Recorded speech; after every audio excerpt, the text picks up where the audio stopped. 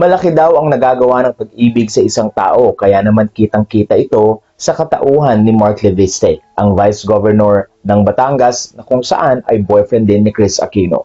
Sa post ngayon ni Mark Leviste ay makikitang nag-enjoy siya na i-celebrate ang All Saints Day kasama ang mga Aquino sa Amerika. Isang photo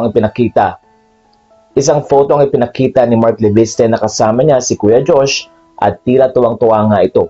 Ayon sa mga netizen, very consistent si Mark Leviste sa kanyang pag-aalaga kay Kris Aquino at nandun siya sa mga holidays at mga important occasion na kung saan ay magkasama sila. Matatandang kamakailan ay tumungo si Boy Abunda kay Kris Aquino sa Orange County sa California at nagkaroon nga ng short visit at interview. Ipinangako ni Kris na mapapanood ang nasabing interview pero wala pang date na ibinibigay si Boy Abunda.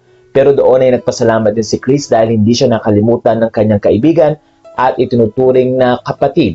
Kaya naman ayon sa mga netizen, nawala na ang mga issue na tila mayroon daw tampuhan ng dalawa. Pero ayon kay Kris, sa mga panahon na kailangan niya si Boy Abunda ay naroon ito tulad ng kanyang boyfriend na si Mark Leviste.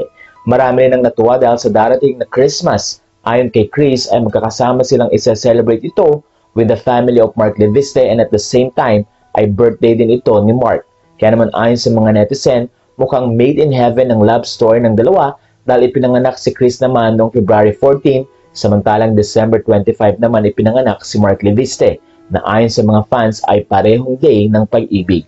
Sa puntong ito ay umaasa sila sa marami pang adventure na makakasama si Mark at Kris, kaya naman patuloy ang prayer ng mga netizen na gumaling na ito at makabalik ng Pilipinas. Although hindi sinabi ni Kris na babalik siya sa telebisyon dahil hindi na rin kaya ng kanyang kalusugan, pero ipinapangako niya na may panibagong misyon na gagawin si Kris Aquino na kung saan na iniintay na ng mga netizen.